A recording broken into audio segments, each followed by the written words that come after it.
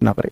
लेकिन कोई बच्चा जो सिर्फ 160 में से 20-25 मार्क्स ला पा रहा है, 30-40 मार्क्स ला करके हर बार रह जाता है और वहीं पर रह रहा है, बढ़ नहीं रहा है, तो मैं उस बच्चे से उसको एक सुझाव दूंगा कि वो बच्चा अपने रीजनिंग को और अपनी हिंदी को, इन 2 सब्जेक्ट को तो सबसे जल्दी मतलब मात्र 1 महीने में कमांड बना सकता है, बहुत अच्छी कमांड बना सकता है।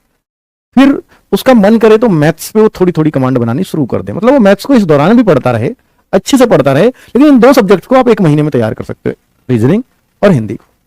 फिर मैथ्स को रेगुलर पढ़ के 2 से 3 महीने या 3 से 4 महीने में अच्छा किया जा सकता है कि आप आराम से 20 में से 14-15 क्वेश्चन कर पाए। लेकिन अगर आपको 20 में से 20 करने तो फिर आपको 5-6 महीने की मेहनत लगती है ना। फिर आप एकदम श्योर होते हैं कि यार मैं तो मैथ्स पूरा कर दूंगा, हर सेट में पूरा कर दूंगा। फिर वो एक मेहनत 6-7 महीने की होती, 5-6 महीने की, ठीक है। अब बात करूं जीएस की, तो जीएस को जो बच्चा 2 साल से पढ़ रहा है या जो 6 महीने से पढ़ रहा है, जो 4 महीने से पढ़ रहा है, जो अभी पढ़ रहा है, सारे बच्चे कोई भी हो, इसमें कोई भी ये नहीं कह सकता मैं 20 में से हर सेट में 15 कर दूंगा, चाहे कितनी भी अच्छी किसी की जीएस है।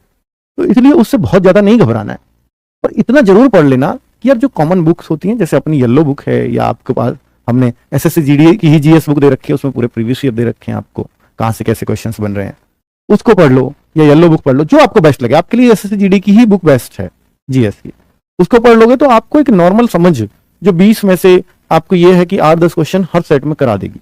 8-10 क्वेश्चन के लिए आप श्योर कह सकते हो जाएंगे। मैं कह रहा हूं कोई भी बुक पढ़ लो, 20 में से 15 की श्योरिटी कोई नहीं देगी, 8-10 की अगर कोई बुक दे रही है तो वो बेस्ट है, ठीक है। और ये ऐसा मत मानना बच्चों कि मैं 8-10 कह रहा हूं या फिर बुक पढ़ने का क्या फायदा। बेटा अगर कोई बुक ये कह देना कि 8-10 आ जाएंगे मुझ में से, तो उस बुक पढ़ने में जीएस के लिए बुराई नहीं है, ठीक है।